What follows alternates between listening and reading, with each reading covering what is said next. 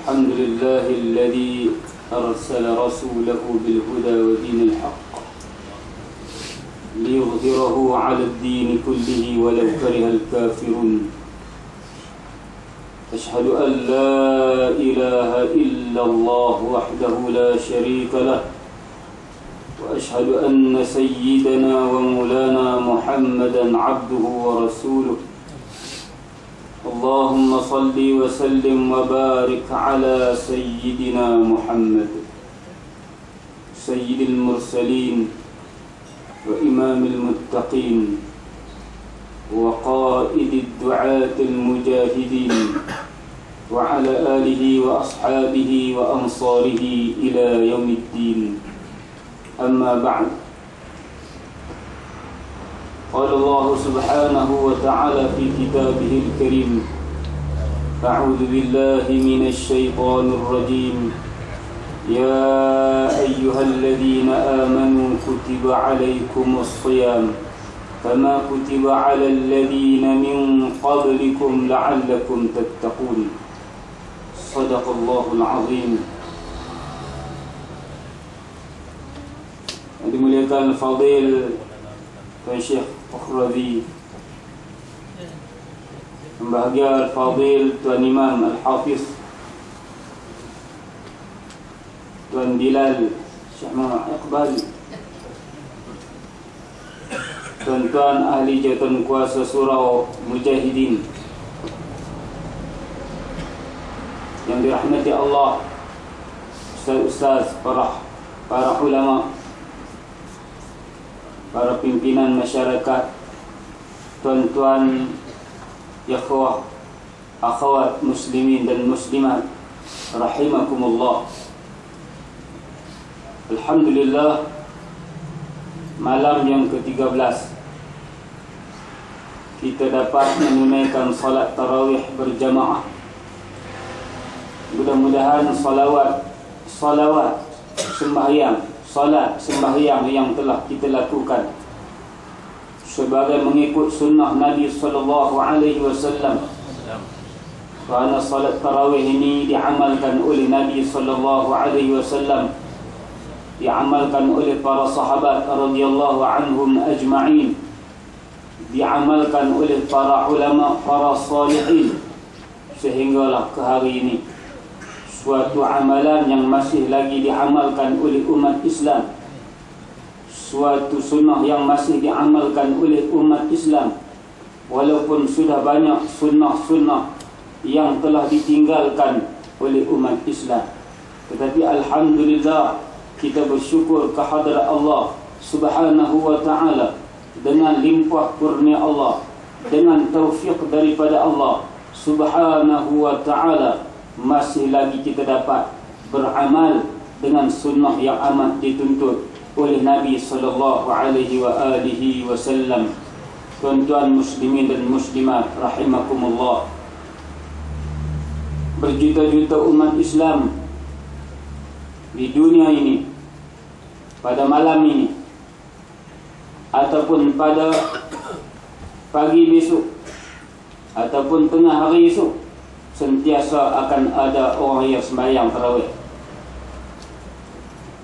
Setiap ketika umat Islam menunaikan fardu sembahyang dan sembahyang sunat, Allah Subhanahu wa ta'ala yang maha bijaksana menciptakan dunia ini, bumi ini bulat.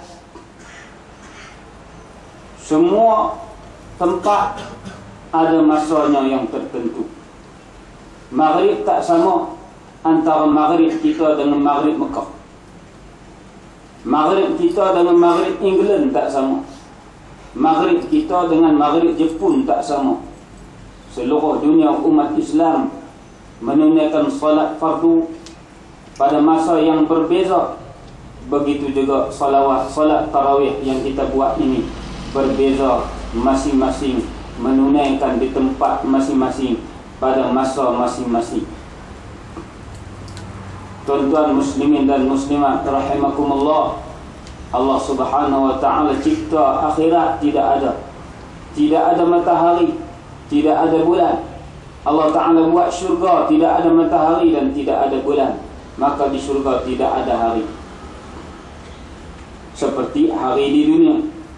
Walaupun ada dalam hadis menceritakan setiap hari Jumaat orang yang berada dalam syurga, penghuni syurga berhimpun pada hari Jumaat. Ketika itu Allah Subhanahu wa ta'ala menunjukkan dirinya. Semua manusia yang berada dalam syurga, orang yang beriman, boleh melihat Allah Subhanahu wa ta'ala, tetapi tidak dengan kaifiah seperti melihat sesuatu yang lain daripada Allah Ta'ala.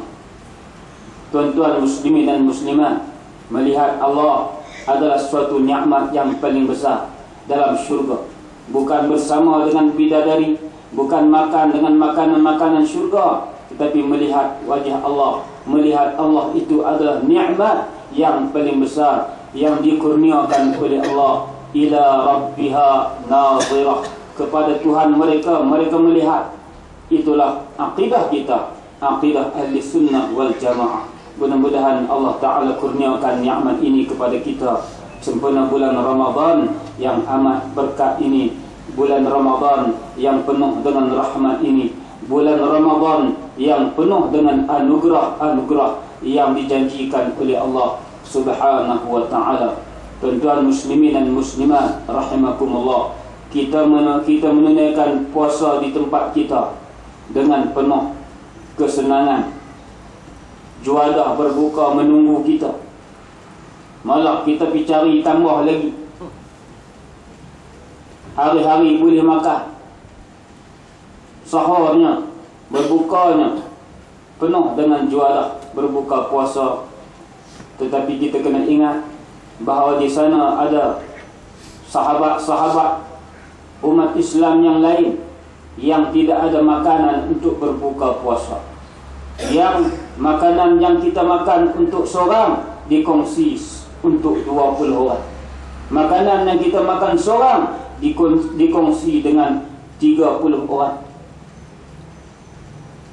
Maka puasa yang kita tunaikan ini, Allah Subhanahu wa Ta'ala nak beri hikmah kepada kita bahawa sesungguhnya orang yang berpuasa itu dia akan merasakan suatu nikmat yang besar yang dikurniakan oleh Allah Ta'ala kepada dia sekiranya dia berbuka puasa dengan nikmat, dengan makanan yang cukup, dan dalam masa yang sama dia kena rasa bahawa ada orang lain yang tak makan.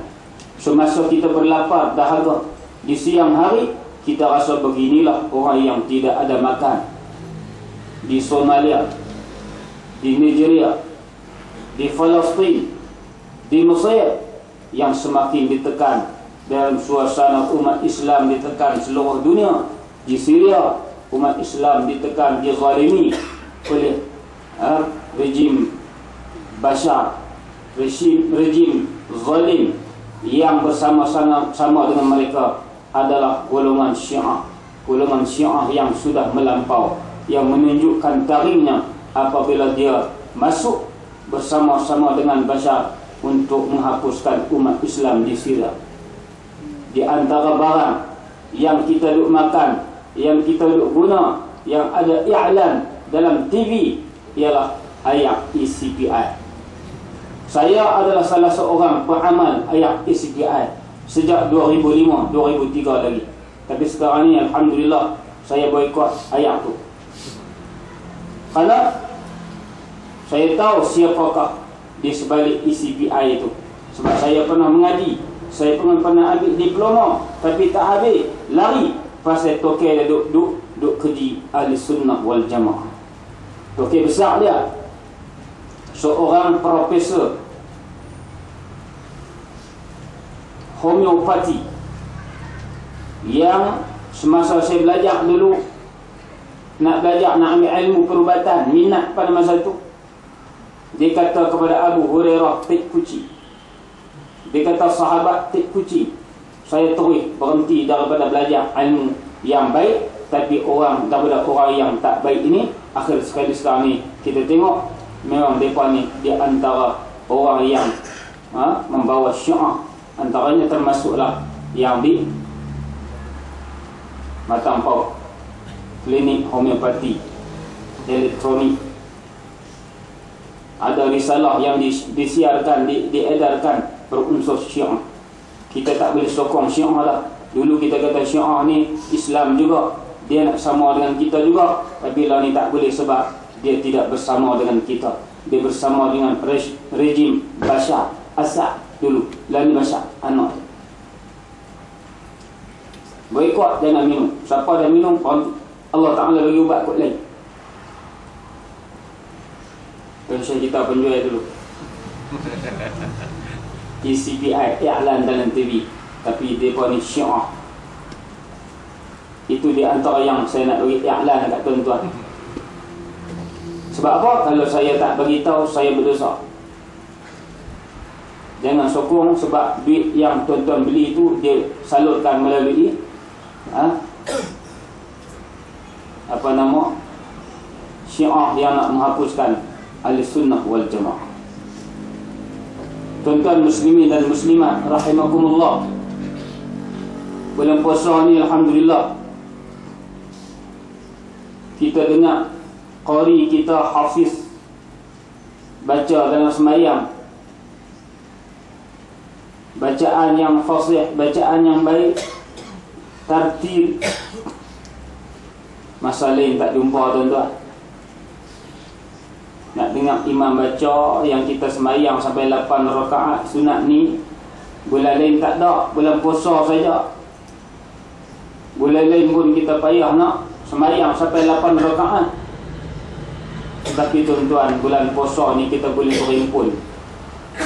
Kalau surah Mujahidin ni mungkin orang yang sama juga yang main, mungkin tambah, tapi tak sama di tempat lain. Setengah surah, masa lain tak jumpa. Masa bulan puasa boleh nampak muka tak pernah ada penada. Maknanya bulan yang barakah. Barakah ni makna apa? Makna bertambah. Al-barakatu az-ziyadatu wan-nama. Barakah itu ialah bertambah dan subur. Dalam dunia ni ada tempat yang diberkati. Antaranya ialah Masjidil Haram, Masjid Nabawi, Masjidil Aqsa. Subhanalladzi asra bi'abdihi laylan minal masjidil haram ilal masjidil aqsa alladzi barakna hawlahu linuriyahu min ayatina innahu huwas sami'ul basir. Sadaqallahul azim. Dalam ayat ini menceritakan Masjidil Aqsa itu adalah tempat yang Allah Ta'ala berkati. Makkah di Bakkah mubarakan. Makkah itu tempat yang diberkati. Dalam Quran tak kata Mekah, kata Bakkah, tempat yang diberkati oleh Allah Ta'ala. Ini tempat-tempat yang diberkati oleh Allah Ta'ala. Ada juga benda yang diberkati. Antaranya wa nazzalna minas sama'i ma'an mubarakah. Kami turunkan daripada langit air yang diberkati, air hujan. Kalau tak ada hujan, kering kontang. Turun hujan, hijau pokok. Kita seronok, binatang pun seronok, berkat. Sebab tu mandi yang hujan ni berkat. Tapi kita takut demam. Kalau di Mekah turun hujan, orang bakat mandi bawah pancok mah. Ada satu ketika seorang ulama Mekah Wahabi tu tengok orang mandi bawah pancok mah, dia marah, bid'ah dia kata. Apa duk mandi bid'ah? Mandi ayak bid'ah. Haram, syirik. Maka lalulah pada masa itu seorang ulama yang tak Wahabi. Dia kata pasal Syiah, pasal apa bid'ah. Ni mandi tak ada nas. Maka ulama dia kata wa nazzalna minas sama'i ma'an mubarakah. Kami turunkan daripada langit air yang diberkati. Air hujan tu berkat. Mereka nak mandi pasal turun hujan, kena pancok mai, mereka mandi. Tapi kat mereka ada air ni ma'an mubarakah, air yang berkat. Mandi itu pula dibak kata mubarakah, di Mekah yang diberkati. Senyap Tuk guru Wahabi senyap, tak kata apa. Dia kata hang kena bertobat. Cara bertobat, hang kena pergi mandi sama. Tidak, mereka ni salah faham. Macam mana ajaran kamu ni salah, maka mereka akan buat benda yang sama, mereka tak pergi mandi dah. Maka Tok Guru Wahabi pun turut pergi mandi sama dengan orang lain. Maka orang lain pakai telapak pergi Tok Guru Wahabi duk bid'ah pun mandi, jom kita pergi mandi.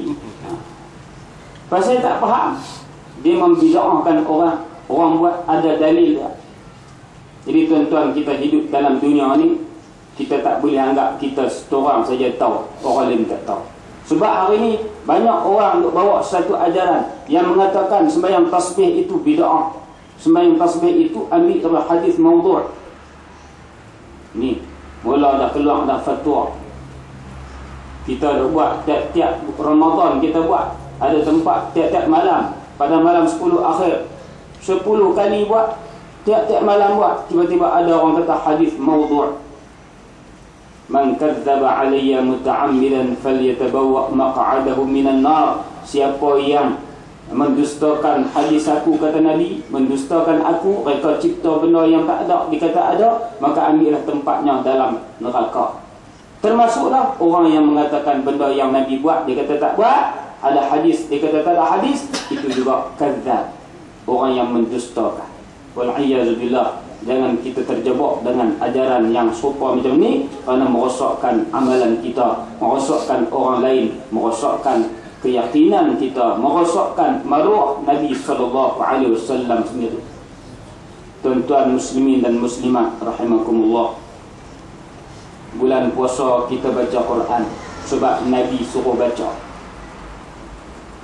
Hak tak pernah baca pun ambil Quran baca, hak baca pun tambah lagi baca. Sebab Quran itu hudan linnas, bukan hanya nak dapat pahala, tapi dia adalah hudan linnas, memberi petunjuk kepada manusia. Syahrul Ramadan alladhi unzila fihi al-Quran hudan linnas wa bayyinatin minal huda wal furqan. Ayat tu selalu kita dengar. Quran adalah petunjuk. Suatu ketika Nabi SAW berkata kepada Sayyidina Ali karramallahu wajhah, "Ya Ali, satakunu fitanun ka qita'il laylil muzlim." Wahai Ali, akan berlaku selepas aku wafat suatu zaman di mana manusia akan hidup dalam keadaan fitnah, huru-hara, kacau bilau, tak aman. Nabi tanya, "Mal makhraju minha ya Rasulullah?" Apakah jalan keluar dari fitnah itu ya Rasulullah? Maka Nabi SAW, kitabullah. Jalan keluar adalah kitab Allah. Tak ada lain. Quran. Kena letak atas sekali Quran. Orang Islam yang berpuasa baca Quran, tapi tak semua yang yakin dengan Quran. Hadis yang Nabi kata, "Rubba qari'in lil Quran wal Quranu yal'anu." Berapa ramai orang yang baca Quran, tapi Quran laknat dia. Pasal apa? Baca saja tapi tak mau ambil pengajaran. Baca saja tapi tak mau beriman, tak mau pakai. Ini krisis keyakinan umat Islam hari ini yang berlaku. Bukan hanya di Malaysia, tapi seluruh dunia, termasuklah Mesir. Bukti di Mesir ni orang Islam belaka. Orang Islam banyak, majoriti. Kita ni campur juga. Ada orang Melayu Islam, ada orang Melayu Kristian, ada Melayu Hindu, ada Cina Islam sikit, ada India Islam sikit, ada Cina Buddha Kristian banyak. Tapi di Mesir Islam lebih dari 90% Islam. Tapi ramai juga yang tak mau ke Islam. Pasal apa? Pasal bila Islam naik melalui pilihan raya Parti Hurriyah Al-Adalah, Al-Hurriyah wal-Adalah, yang dipelopori oleh Ikhwanul Muslimin, masuk pilihan raya, menang melalui pilihan raya, diberi mandat oleh rakyat.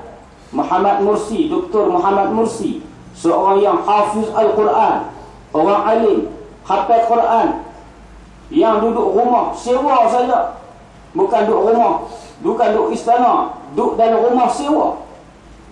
Rawatan keluarga dia tak ambil, duit kerajaan. Dia buka pintu untuk umat Islam di Palestin masuk ke Mesir. Dia buka pintu untuk umat Islam di Suria masuk ke Mesir. Dia bantu orang Islam buka lorong-lorong yang terowong-terowong yang dilalui sebelum ni. Sebelum ni Mubarak bom habis. Tempat-tempat persembunyian, tempat-tempat terowong yang masuk ke Palestin ke Mesir, yang dia pun bawa air mineral masuk waktu. Tak ada air, bawa pergi ke Gaza, bawa pergi ke Palestin, ditutup oleh Mubarak. Tapi bila Muhammad Mursi masuk, dia menang. Dia perintah Mesir, dia buka balik jalan-jalan ni. Orang Mesir, orang Palestin seronok, orang Syria pun seronok, dapat bantuan. Tiba-tiba orang Islam sendiri, tentera Mesir, yang mendapat bantuan daripada Israel, dapat bantuan dari Yahudi, Amerika dan sebagainya. Maka mereka rampah dengan cara kekerasan. Tangkap Muhammad Mursi, Dr. Muhammad Mursi, hafizahullah. Simpan, tak tahu pergi mana. Ada pemimpin Ikhwan yang ditangkap. Ikhwan ni tangkap dari dulu lagi besar lah. Tangkap masuk lokap, hilang. Hafiz Quran keluar daripada penjara, jadi gila, diseksa dalam penjara. Orang hafiz Quran kena seksa. Pasal apa? Sebab Islam. Sebab tak mau ke Islam. La tasma'u li hadzal Qur'an walghaw fihi la'allakum taghlibun. Jangan kamu dengar Quran ini dan kamu kena buat kacau supaya kamu dapat kemenangan. Cara dia menang, katuk Quran. Cara dia menang, jangan bagi Quran naik. Cara dia nak bagi kekal kemenangan pemerintahan mereka, jangan bagi tempat untuk Quran. Orang yang nak hafal Quran buat tahfiz, nak kena kutip derma merata, tak dapat bantuan. Yang ada pun berapa aja. Hak tak yang rakyat banyak kena kutip derma. Ada betul, ada tak betul. Ada jual tape, ada jual CD. Jual CD lagu tak sedap pun. Jadi fitnah pula kat orang hafal Quran. Hak betul ada, hak tak betul pada. Hak dalam negeri ada, hak luar negeri pada. Pakistan pada, Bangladesh pada kutip derma. Tak apalah mereka. Kita pun dalam negeri yang umat Islam menang, perintah dia orang Islam, tapi nak buat mak tahfiz sendiri. Kerajaan tak mau buat lagi banyak-banyak. Patut buat lagi banyak. Orang nak hafal Quran banyak. Kalau di Pakistan, satu keluarga kena hafal Quran sekurang-kurangnya. Satu keluarga seorang kena hafal Quran. Kalau lah di tempat kita ni ada 200 orang, 200 keluarga, maknanya sekurang-kurang 200 orang hafal Quran, hafiz. Jenuh main tarawih. Ganti-ganti. Tapi kita alhamdulillah, kita pun ada perkembangan dia, tapi lambat. Tak dibantu, tak dibela. Sebab tu kita nak kena bagi menang. Kita kena kali, tak mau kali juga. Semua jalan ni, semua nak kali juga. Tapi insya-Allah tuan-tuan, kita tak putus asa. InsyaAllah Islam akan naik. Nabi dah beritahu Islam akan menang. Islam akan menang. Walaupun dengan saya, dia buat macam-macam, tunjuk gambar dalam TV kita pun tengok, siapa ni di Panama Medan Tahrir ni banyak sangat yang duk sokong pok-pok tentera ni, sokong sisi ni. Padahal ambil gambar dulu tuan, macam Malaysia sebiji. Tiru Malaysia. Hak rampai tu tiru Perak.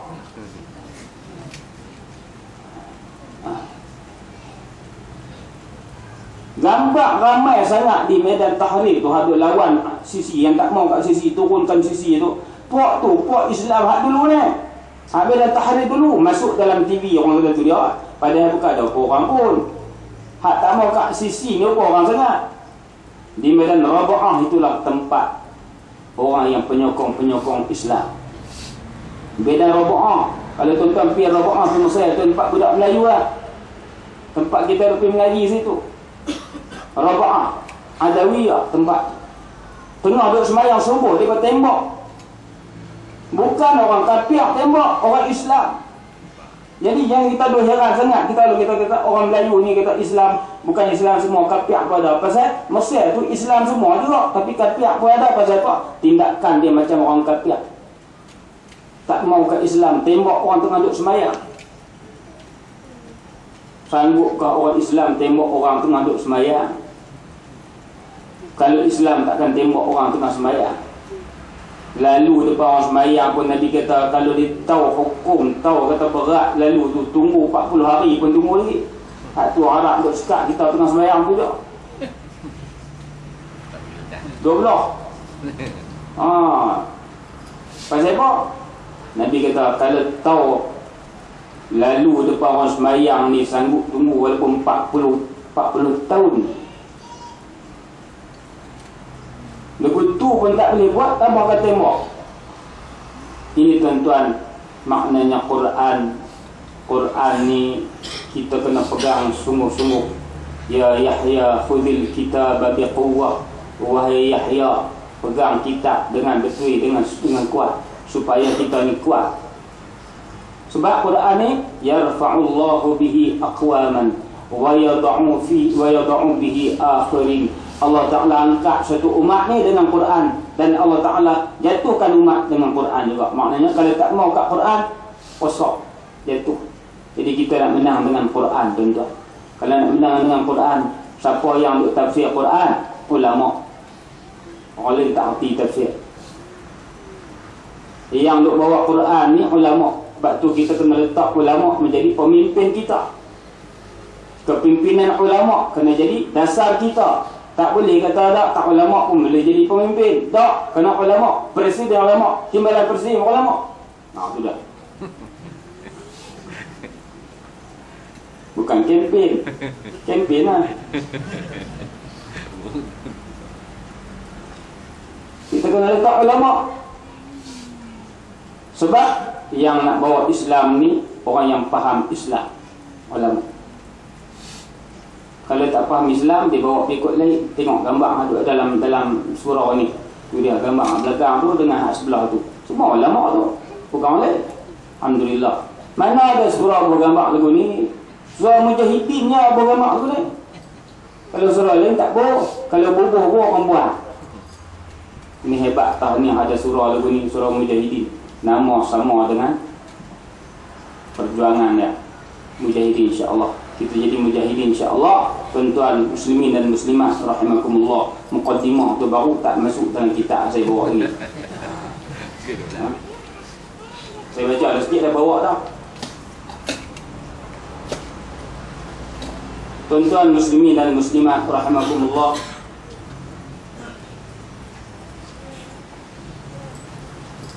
Saya baca satu hadis saja. Nabi SAW bersabda, la hasada illa fitnatain. Tidak boleh dengki kecuali dua perkara. Dua perkara yang boleh dengki. Hidup kita dalam dunia ni tak boleh dengki, haram dengki. Penyakit yang merosakkan amalan kita, dengki. Innal hasada ya'kulul hasanat kama ta'kulun naru al-hataba. Sesungguhnya hasad dengki itu, dia makan semua kebaikan yang kita buat. Macam mana api makan kayu api. Tahu kayu api? Habis. Tahu kayu api? Habis. Buat kebajikan? Habis. Buat kebajikan? Habis. Pasal apa? Siapa duk makan dia? Hasad dengki duk makan dia. Kecuali dua dengki saja. Yang pertama, rajulun 'allamahu Allahul Quran. Seorang lelaki yang Allah Ta'ala ajak dia Quran. Allamahullah, Allah yang ajak Quran. Bila Allah Ta'ala ajak Quran? Bila mengaji dengan Allah Ta'ala? Mengaji dengan Tok Guru. Macam mana kata Allah ajak Quran? Sebab Quran tak boleh buat sendiri. Quran tak boleh aku belajar mesti dapat. Tak. Quran anugerah Allah. Ada orang hafal 20 tahun tak habis. Ada orang hafal setahun habis. 8 bulan pun habis. Imam kita berapa tahun? 2 tahun lebih habis dah. Kita berapa tahun? 40 tahun tak habis lagi. Itu kata anugerah. Kita kena dengki kat Tok Imam kita ni. Aku dengki ya Tok Imam ni pasal apa yang dia boleh, aku tak boleh. Dengki. Boleh dengki dulu tu. Kita ada dengki orang beli kereta besar. Aku dengki kat beli kereta besar, aku tak boleh beli. Tak, kena dengki kat orang yang Allah Ta'ala bagi ilmu. Allamahul Quran. Allah yang ajak dia. Ar-Rahman allamal Quran. Allah yang ajak.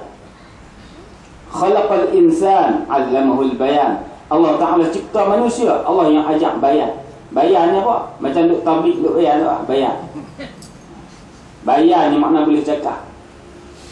Manusia ni Allah boleh cakap. Anugerah Allah Ta'ala. Semua dia boleh. Jadi Quran ni satu ilmu yang Allah ajar. Kemudian orang yang dapat Quran ni hafiz ni, yatluhu ana al-lail, baca siang dan malam, wa na'an nahar, malam siang dia baca Quran. Orang hafal Quran memang kena baca malam siang, tidak hilang. Sebab orang hafal Quran ni dia macam orang belak unta. Dia kena ikat unta dia, kalau tak ikat lari. Quran dia pun supaya kena jaga elok-elok, kalau tidak lari. Dia hafal, dia baca Quran siang malam. Itu dia. Fasami'ahu jarul lahu, maka jiran yang duk dengar dia baca Quran tu, jiran tu kata, qala ya laitani utitu mislama uti fulanun, alangkah baiknya kalau aku dapat macam mana dia dapat Quran tu. Fa'amil tu, maka aku beramal seperti mana dia beramal. Dengki lagi tu kalau aku dapat Quran macam dia dapat, aku jadi imam seronok. Orang lain ikut aku dapat pahala. Ingat Tok Imam tak dapat pahala. Tok Imam pahala banyak sekali sebab dia baca Quran elok, orang ikut belakang dia. Sebanyak mana orang ikut, lagi banyak, lagi ramai, lagi banyak pahala dia. Tanggungjawab dan juga kemuliaan orang jadi imam. Itu dia. Harap lagu tu tak apa. Hasad macam tu tak apa, sebab dia hasad. Dia panggil ribrotah. Bukan hasad buruk dah, hasad baik, dia panggil ribrotah. Harap dapat nikmat macam orang lain dapat, tapi tak harap nikmat orang hilang. Itu hasad yang harus.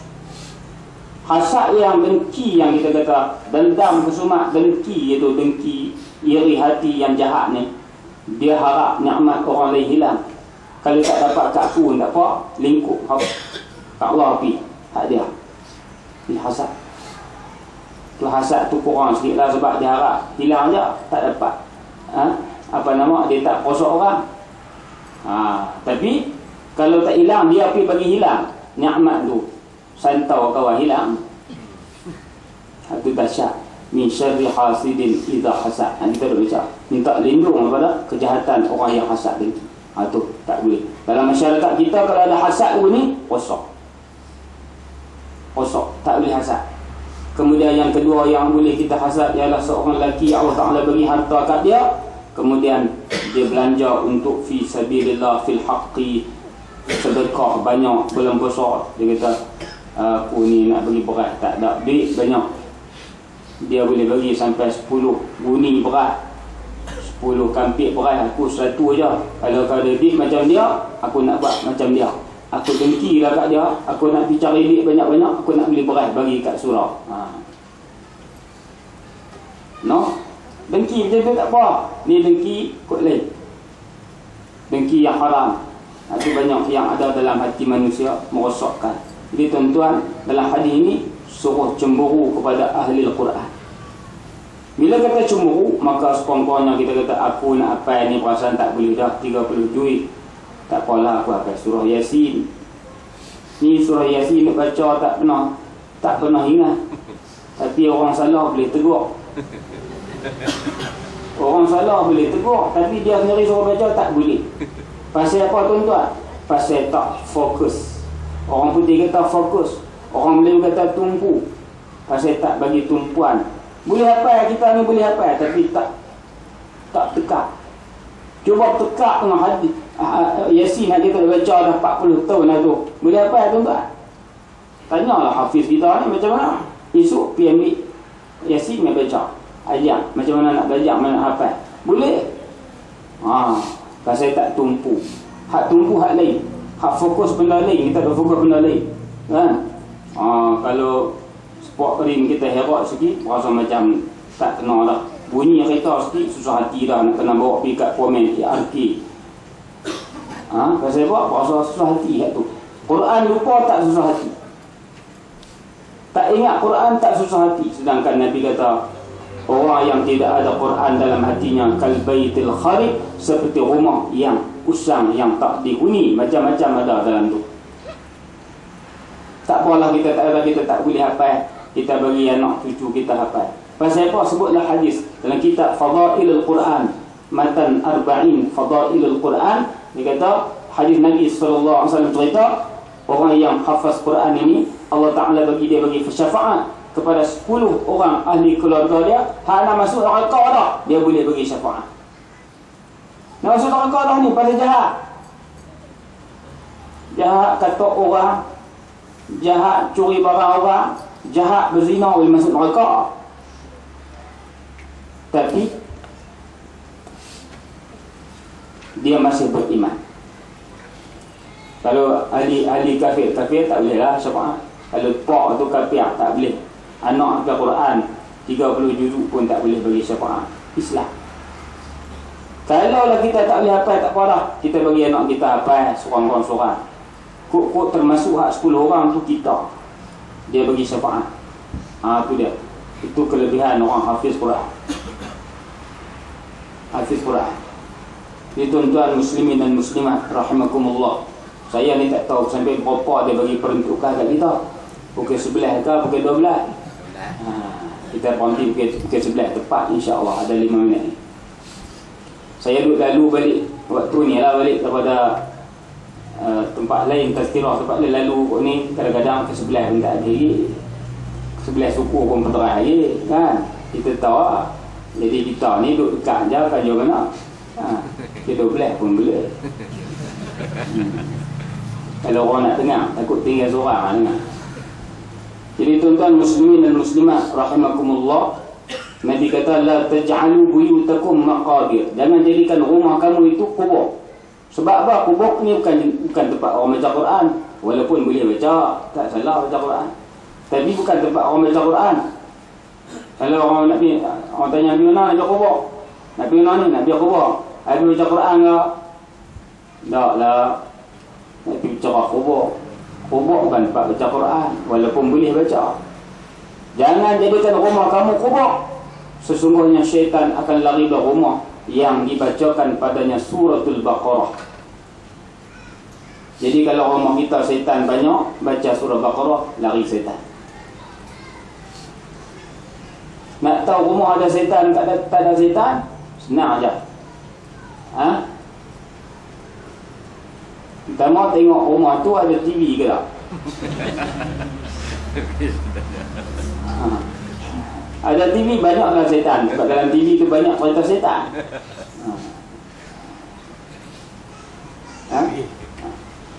Jadi tuan-tuan baca surah Baqarah, syaitan lari insya-Allah. Dalam rumah ada gangguan lah. Bulan puasa tak ada gangguan berkata. Ada juga kadang-kadang lah. Baca surah Baqarah. Baik. Nabi SAW pernah berkata kepada Ibnu Mas'ud, "Ya Abdullah, bacalah Quran kat aku."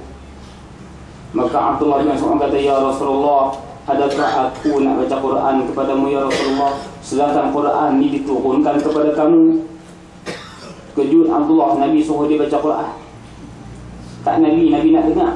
Maka Nabi kata, "Aku suka, ashtahi an asma'a min ghairi." Aku suka kalau aku boleh dengar Quran daripada orang lain yang baca.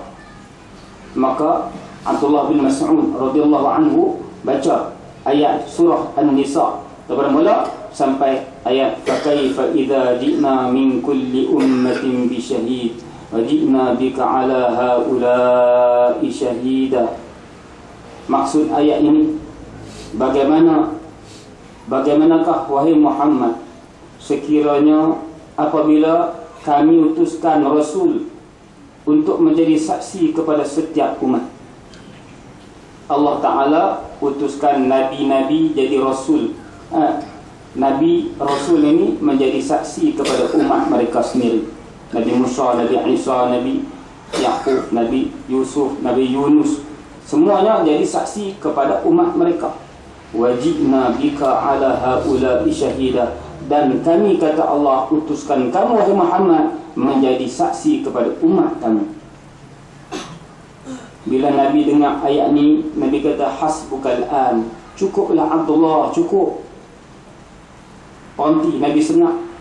Kemudian Abdullah kata, bila aku panggung tengok muka Nabi, aku tengok Nabi melitiskan air matanya. Tadrifani aynahu fadumu'uhu tasilu. Dan satu riwayat ayat mata Nabi menitik, meleleh ayat mata Nabi, kerana Nabi dengar ayat yang menyentuh hati baginda sallallahu alaihi wasallam. Menyentuh hati. Pasal apa sentuh? Kata Imam Suyuti rahimahullah, Imam Suyuti kata, yang pertama kerana Nabi gembira. Nabi gembira kerana Allah utuskan dia menjadi Rasul kepada umat akhir ini. Dan Nabi akan jadi saksi di atas amalan umat ini. Kita puasa ni, Nabi jadi saksi. Kita semayang ni, Nabi jadi saksi. Kita berjuang Islam ni, Nabi jadi saksi. Kita baca Quran, Nabi jadi saksi. Nabi seronok dia boleh jadi saksi. Pasal apa? Bila dia jadi saksi, dia tengok umat dia beramal dengan sunnah dia, Nabi seronok sebab semua nak masuk syurga belakang. Nabi boleh lewat atas pasal seronok, kata Imam Suyuti. Yang kedua, kata Imam Suyuti, Nabi juga menangis kerana sedih.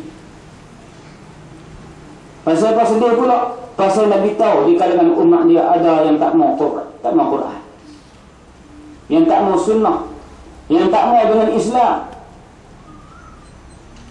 Nabi ni sungguh-sungguh nak abak kat umat dia, nak abak kat sahabat, sampai Nabi garis atas tanah. Nabi garis atas tanah, hadha sirati mustaqiman, ini jalan aku yang lurus, yang aku bawa kamu, Islam ni. Wa hadhihi, dan ini Nabi garis dua belah kanan, dua belah kiri. Nabi baca ayat, Nabi tak tangan di atas garisan tengah. Nabi kata hadza sirati mustaqiman, inilah jalanku yang lurus, fastaqim. Hadza sirati mustaqiman fattabi'uhu, ikutlah jalan ini. Wala tattabi'us subula fatafarraqa bikum an sabilih, jangan kamu ikut jalan-jalan lain, kerana kamu akan sesat, kamu akan berpecah, menyeleweng daripada Islam. Nabi sungguh-sungguh tu. Macam cikgu di sekolah lah, kalau ada BBM ni sungguh-sungguh lah. Ni ada banyak cikgu ni, ada ABM kan, cikgu praktikum lagi lah. Orang nak pergi tengok dia, ayat alat bantu pengajar penuh, kiri kanan depan belakang, habis ni praktikum tak ada, kosong. Tu cikgu, senario cikgu. Maknanya hak cikgu mengajar di sekolah tu ambil hak Nabi lah. BBM Nabi buat ni, Nabi ajak sungguh-sungguh tu, garis atas tanah.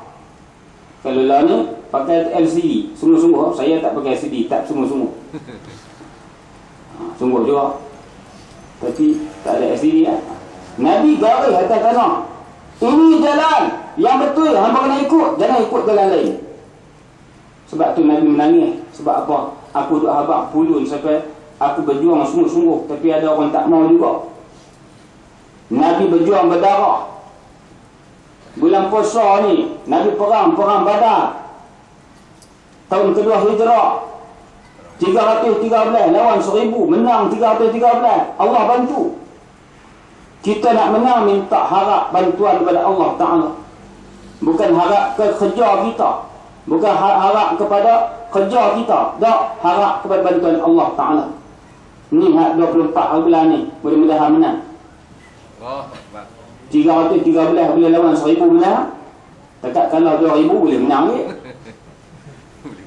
InsyaAllah. bulan puasa, bulan perjuangan, bulan jihad. Nabi masuk ke Mekah pada tahun 8 Hijrah. Fathu Makkah berlaku pada 8 Hijrah. Bulan puasa 18 puasa, 18 Ramadan, masuk ke Mekah. Nabi masuk Mekah dalam keadaan aman. Nabi naik unta, Nabi naik kalda dalam keadaan tunduk, sujud, tawaduk kepada Allah Ta'ala. Walaupun Nabi menang, Nabi tak tepuk dada, ni semua kerja aku belaka. Kalau aku tak pulun, memang tak menang. Semua terima kasih banyak kepada tuan-tuan yang tolong saya, dan saya tolong tuan-tuan. Kalau tuan-tuan tak tolong saya, tak menang. Lupa ke Allah Ta'ala. Memanglah cakap dengan orang rupa tua, tapi jangan lupa bahawa kemenangan Allah bagi. Allah boleh tarik bila-bila kemenangan yang Allah bagi. Sebab tu kita kena tawaduk, kena rendah diri. Macam Nabi SAW, Nabi tawaf, Nabi semayang 8 rakaat, semayang duha, kata setengah ulama, semayang duha 8 rakaat.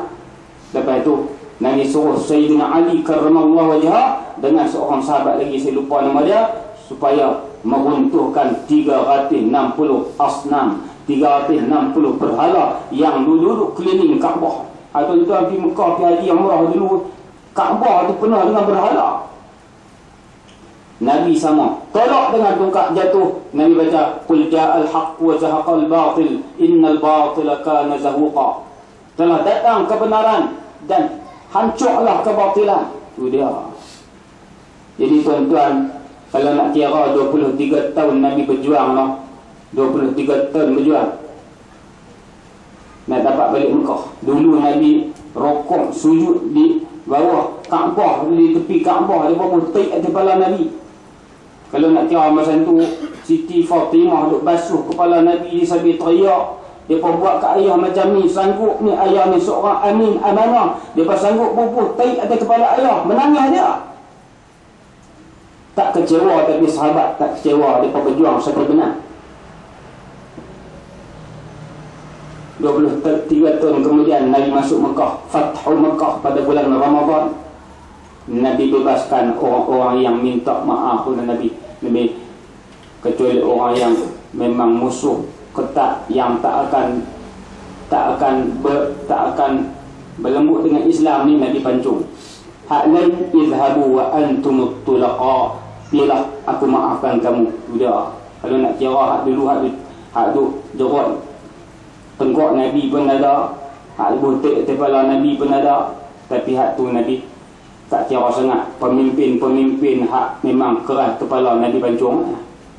Walaupun dia padu runtun ke lambu Kaabah, tapi lebih ramai Nabi ampun daripada Nabi bunuh, hukum bunuh. Walaupun mereka ini kafir, lepas itu masuk Islam sampai hari ini tuan-tuan. Jadi tuan-tuan, Islam sampai kepada kita ni, kita kena syukur, sujud syukur nikmat Islam. Kalau boleh tiap-tiap lepas sembahyang sujud syukur. Syukur apa? Syukur nikmat Islam. Kita nanti dapat bonus, orang nak syukur. Ni bonus 1,500 orang nak bagi. Ambil juga. Jangan tak ambil, tapi masuklah tabung banyak sikit. InsyaAllah bulan puasa. Jadi saya tak mahu dah, tu janji bukan sebelah, jadi sebelah. Sebelah juga, tak apa, sebelah. Jadi saya minta ampun, maaf kalau salah dan silap. Kullu am wa antum bi khair. Mudah-mudahan kita dapat rahmat dan keampunan Allah. Aqulu qawli hadza wa astaghfirullahal azim li wa lakum. Assalamualaikum